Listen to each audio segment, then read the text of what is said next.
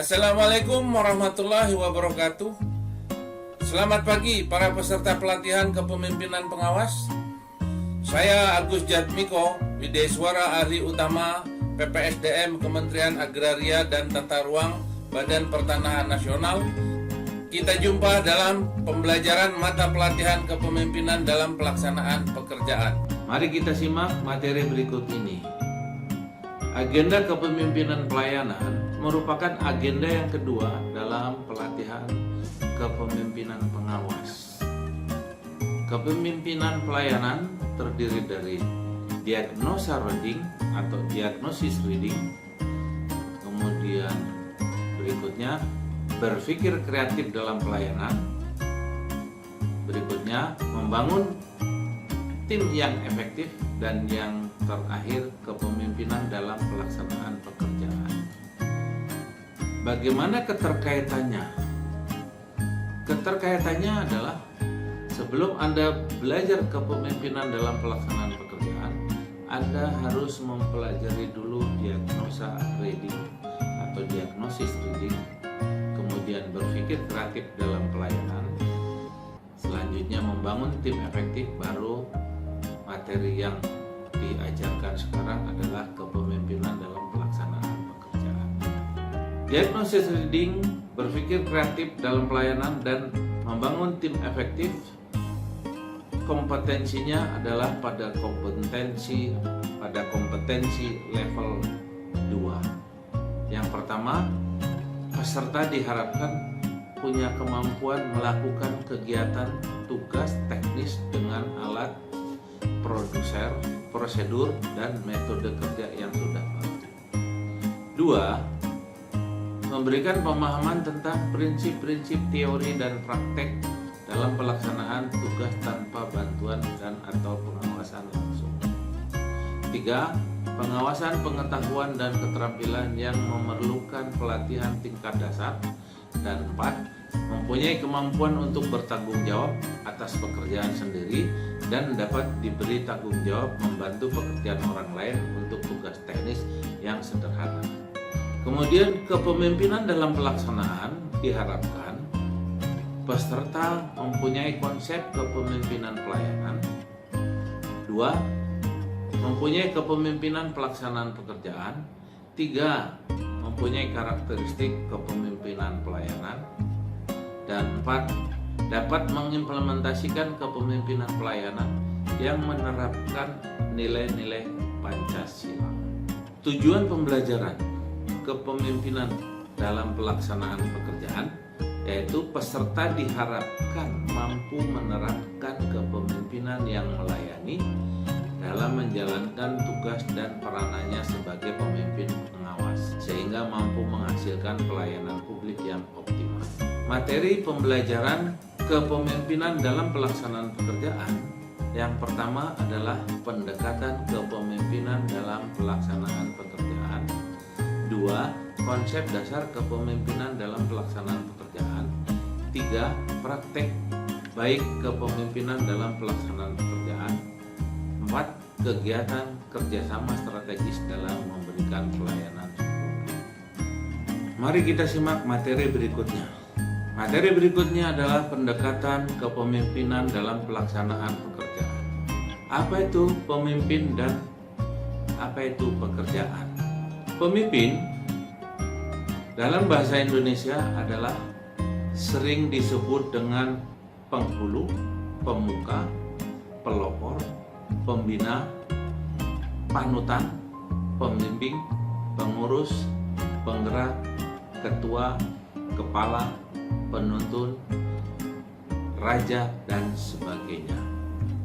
Sedangkan istilah memimpin digunakan dalam konteks hasil penggunaan, yaitu peran seorang berkaitan dengan kemampuannya mempengaruhi orang lain dengan berbagai cara. Menurut Kamus Besar Bahasa Indonesia, pemimpin adalah orang yang memimpin. Sedangkan jika kita mengutip dalam salah satu buku keagamaan menyebutkan bahwa setiap kalian adalah pemimpin dan setiap pemimpin akan diminta pertanggungjawabannya. Mari kita lihat pengertian pemimpin. Kepemimpinan menurut Wikipedia adalah proses mempengaruhi atau memberi contoh oleh pemimpin kepada pengikutnya dalam upaya mencapai tujuan organisasi. Dari pengertian tersebut di atas bisa dipahami bahwa pemimpin dan kepemimpinan memiliki arti yang berbeda, tetapi dapat didefinisikan sebagai penanggung jawab terhadap diri sendiri serta orang-orang yang berada di bawahnya atau pengikutnya. Sedangkan pekerjaan adalah aktivitas yang dilakukan oleh manusia, baik itu secara individu maupun secara kelompok, baik secara terbuka maupun tertutup. Kemudian dari kegiatan tersebut biasa menghasilkan suatu produk, baik barang atau jasa, sehingga memperoleh uang dan dapat dijadikan sebagai mata pencaharian. Dari pengertian tersebut kita bisa pahami bahwa pemimpin dan kepemimpinan memiliki arti yang berbeda, tetapi dapat kita definisikan sebagai penanggung jawab terhadap diri sendiri serta orang lain yang berada di bawahnya, anggotanya atau pengikutnya. Berikutnya, pendekatan kepemimpinan. Ada beberapa pendekatan kepemimpinan. Pertama, pendekatan kepemimpinan berdasarkan teori sifat. Teori sifat ini adalah pendekatan yang digunakan terlalu bersifat deterministik. Asumsi dasarnya, seorang pemimpin yang dianggap memiliki sifat-sifat yang baik, yang dinilai lebih unggul daripada orang lain, dengan sendirinya akan menjadi pemimpin yang baik. Itu kalau berdasarkan teori sifat.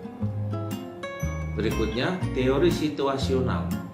Teori situasional yang diperkenalkan oleh Paul Hersey dan Kenneth Blanchard menekankan pentingnya seorang pemimpin menyesuaikan gaya kepemimpinannya dengan berbagai variabel situasional yang ada sehingga kepemimpinannya dapat efektif. Berikutnya, teori kontingensi. Teori kontingensi dikembangkan oleh Fred Felder dengan mengendalikan adanya dua gaya kepemimpinan baku. Pertama, gaya kepemimpinan yang berorientasi kepada tujuan, dan kedua, gaya kepemimpinan yang berorientasi pada hubungan. Materi berikutnya, konsep kepemimpinan. Apa itu kepemimpinan? Kepemimpinan adalah suatu kewenangan disertai dengan kemampuan seseorang dalam memberikan pelayanan untuk menggerakkan orang-orang yang berada di bawah koordinasinya dalam usaha mencapai tujuan. Ini pendapat dari Joseph C. Ross. Kemudian, apa itu pemimpin? Pemimpin adalah seseorang yang mempunyai kemampuan dalam menyelenggarakan suatu kegiatan organisasi agar kegiatan organisasi tersebut dapat terselenggara dengan efisien dan efektif serta bermanfaat. Materi berikutnya adalah pemimpin manajer. Pemimpin manajer, ada 3 pemimpin manajer. Yang pertama adalah kepemimpinan atau pemimpin tingkat atas. 2, pemimpin tingkat menengah atau middle management. Pemimpin tingkat bawah atau lower management. Ketiga pemimpin ini mempunyai fungsi untuk melaksanakan kegiatan perencanaan, pengorganisasian, dan memimpin serta mengawasi. Berikutnya adalah peran pejabat pengawas. Pejabat pengawas menurut beberapa ahli bisa dikatakan sebagai servant leadership. Mari kita lihat pendapat dari beberapa ahli. Menurut Sanjaya dan Saros, servant leadership adalah pemimpin yang mengutamakan kebutuhan orang lain, aspirasi dan kepentingan orang lain atas mereka sendiri. Servant leadership memiliki komitmen untuk melayani orang lain. 2. Menurut Trompenaars Forman, servant leadership adalah gaya manajemen hal memimpin dan melayani berada dalam satu harmoni sehingga dapat berinteraksi dengan lingkungan. Pendapat dari Polly yang ketiga, leadership adalah proses hubungan timbal balik antara pemimpin dan yang dipimpin. Dan yang keempat, menurut Fonde, servant leadership adalah merupakan seorang pemimpin yang sangat peduli atas pertumbuhan dan dinamika kehidupan pengikut dirinya serta komunitasnya. Berikutnya, kepemimpinan pelayan atau servant leadership memprioritaskan pada pelayanan kepada pihak-pihak lain seperti kepada karyawan, pelanggan, atau masyarakat. Pendekatan secara menyeluruh pada pekerjaan dan komunitas, proses pengambilan keputusan, kemudian mengenali kehormatan dan pentingnya nilai-nilai setiap individu. Ini menurut pendapat Greenleaf. Materi berikutnya adalah karakteristik servant leadership. Menurut pendapat Speer, ada 10 karakteristik servant leadership. Yang pertama, seorang pemimpin harus mampu mendengarkan atau listening. 2. Seorang pemimpin harus empati. 3. Seorang pemimpin harus dapat melakukan penyembuhan. Kemudian 4. Seorang pemimpin harus mampu memberikan kesadaran atau awareness. Kemudian seorang pemimpin harus persuasif. Selanjutnya harus konseptualisasi, kemudian harus jeli, harus adanya kejelian, kemudian adanya keterbukaan. Berikutnya komitmen untuk pertumbuhan, dan yang terakhir dapat membangun komunitas. Berikutnya adalah ciri-ciri servant leadership. Ciri-ciri servant leadership: pertama, mampu mendengarkan. Kedua, mampu menerima orang lain dan empati. Ketiga, kemampuan meramalkan. Keempat, membangun kekuatan persuasif. Kelima, konseptualisasi. 6, mempunyai kemampuan menyembuhkan dan kemampuan melayani. Berikutnya, memiliki komitmen pada pertumbuhan manusia, dan yang terakhir, mampu membangun komunitas atau masyarakat di tempat kerjanya.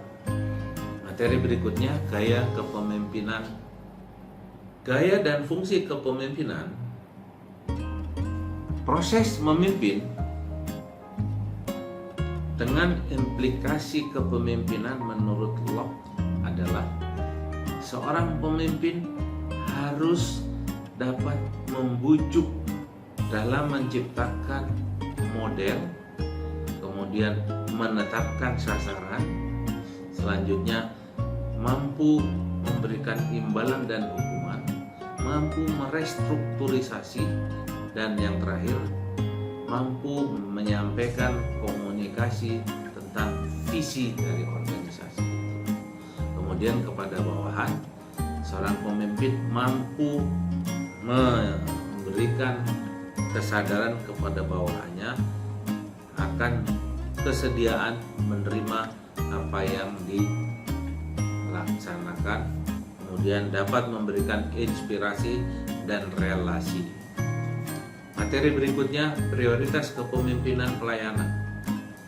Dalam prioritas kepemimpinan pelayanan ada 4 prioritas. Yang pertama adalah seorang pemimpin pelayanan mampu mengembangkan karyawannya agar mau berkembang dalam melaksanakan tugas dan tanggung jawabnya. Kedua, menciptakan nilai-nilai tambah bagi pelanggan. 3, dapat menciptakan kepuasan pelanggan sehingga pelanggan puas. Keempat, seorang pemimpin harus dapat memampukan keberhasilan agar keberhasilan itu dapat berkesinambungan. Materi berikutnya, ada 3 aspek kepemimpinan yang melayani. Pertama, hati yang melayani atau karakter kepemimpinan, di mana di dalam hati yang melayani atau karakter kepemimpinan dapat membangun orang, kemudian mempunyai akuntabilitas, mau mendengar, dan yang terakhir dapat mengendalikan ego dan kepentingan pribadi. Kemudian yang kedua, kepala yang melayani atau metode kepemimpinan mempunyai visi yang jelas, aktif dan proaktif dalam mencari solusi dari setiap permasalahan ataupun tantangan yang dihadapi organisasi. Aspek yang ketiga, tangan yang melayani atau perilaku kepemimpinan atau pemimpin sejati. Pertama, seorang pemimpin tidak hanya sekedar memuaskan mereka yang dipimpinnya, tetapi sungguh-sungguh memiliki kerinduan senantiasa mampu memuaskan Tuhan. Kemudian mempunyai jiwa spiritual dan duniawi. Pemimpin sejati senantiasa mau belajar dan bertumbuh dari berbagai aspek. Materi berikutnya, dimensi servant leadership. Menurut Barbuto dan Wheeler, ada 4 dimensi servant leadership. Yang pertama adalah altruistic calling. Altruistic calling yaitu hasrat yang kuat untuk membuat perubahan positif dalam kehidupan orang lain dan meletakkan kepentingan orang lain di atas kepentingan sendiri, juga akan bekerja keras untuk memenuhi kebutuhan bawahannya. Dimensi yang kedua, emotional healing. Emotional healing ini adalah seorang pemimpin mempunyai komitmen untuk meningkatkan dan mengembalikan semangat karyawan. Kemudian yang berikutnya, wisdom. Seorang pemimpin yang mudah untuk memahami suatu situasi dan dampak dari situasi tersebut. Berikutnya yang keempat, persuasive mapping.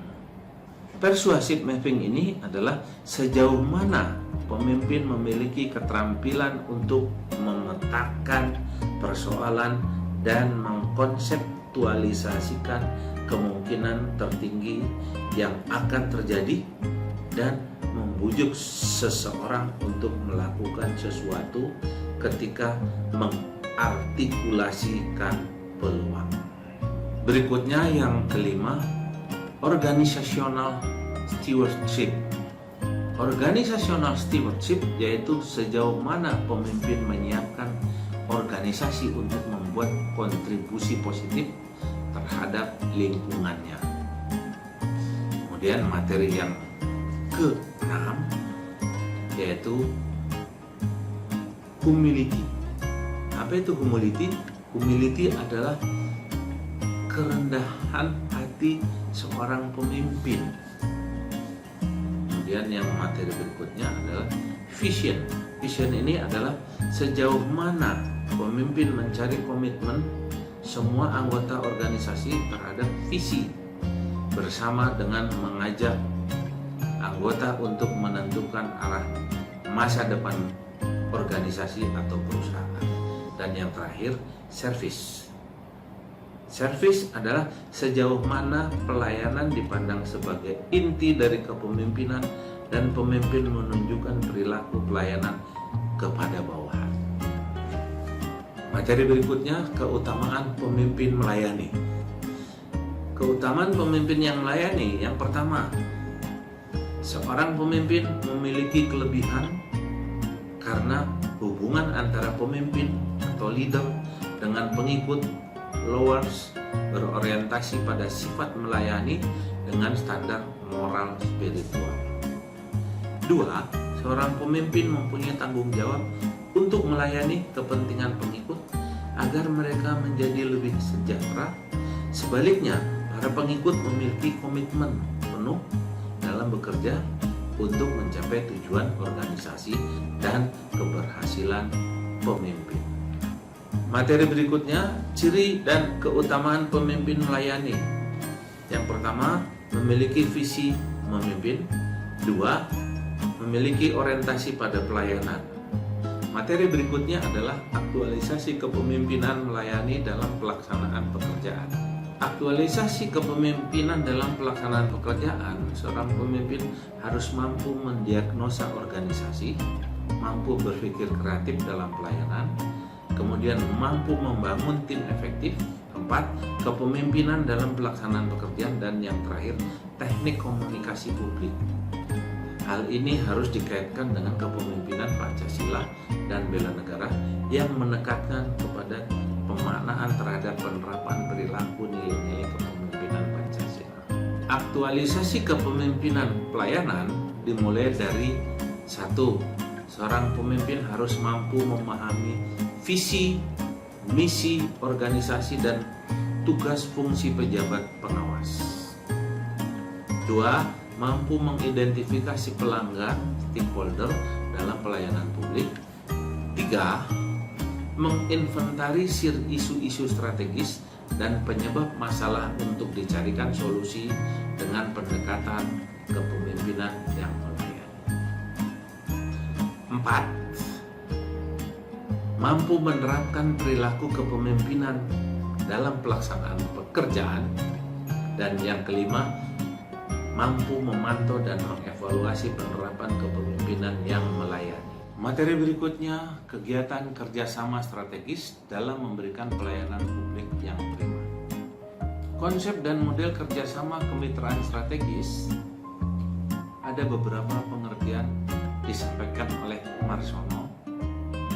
Konsep dan model kerjasama kemitraan strategis, yang pertama, pengembangan kerjasama kemitraan strategis antara pemerintah, BUMN, Pemda, swasta, dan masyarakat erat kaitannya dengan domain administrasi publik. Kedua, kerjasama kemitraan sektor swasta atau perusahaan adalah bermuara pada good corporate governance, yaitu perubahan paradigma administrasi publik yang merupakan salah satu pendorong tumbuh dan berkembangnya konsep dan model kerjasama kemitraan strategis antara pemerintah dan perusahaan atau pemerintah dengan mitra kerja. Salah satu bentuk kerjasama pemerintah dalam melaksanakan strategi pelayanan publik yaitu kerjasama pemerintah dengan badan usaha atau disingkat KPBU. Definisi KPBU adalah kerjasama antara pemerintah dan badan usaha dalam penyediaan infrastruktur untuk kepentingan umum dengan mengacu kepada spesifikasi yang telah ditetapkan sebelumnya oleh Menteri, Kepala Lembaga, Kepala Daerah, BUMN atau BUMD yang sebagian atau seluruhnya menggunakan sumber daya badan usaha dengan memperhatikan pembagian risiko antara para pihak.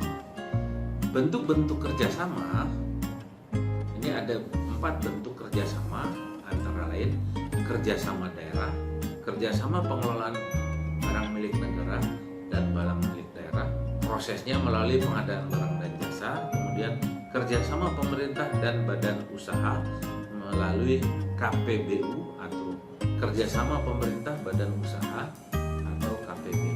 Salah satu regulasi kerjasama pemerintah dengan badan usaha dalam pelayanan publik yaitu mengacu pada Perpres nomor 38 tahun 2015, Permen PPN 14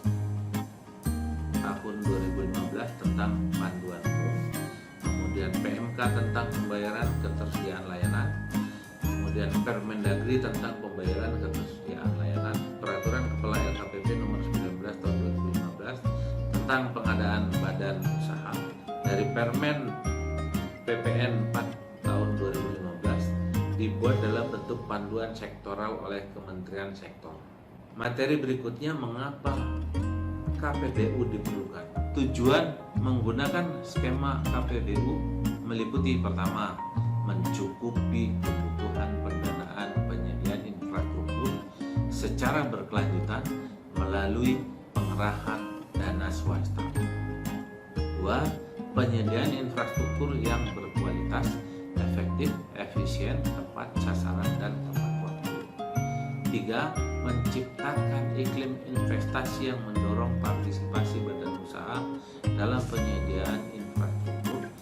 Empat, mendorong prinsip pakai bayar oleh pengguna atau dalam hal tertentu mempertimbangkan kemampuan membayar pengguna. Kelima, memberikan kepastian pengembalian investasi badan usaha melalui pembayaran secara berkala oleh pemerintah kepada badan usaha. Kemudian prinsip KPBU, adanya kemitraan dan kemanfaatan, adanya persaingan, pengendalian dan pengelolaan risiko, efektif dan efisien. Demikian penyampaian materi kepemimpinan dalam pelaksanaan pekerjaan. Selanjutnya kita bertemu di kelas. Assalamualaikum warahmatullahi wabarakatuh.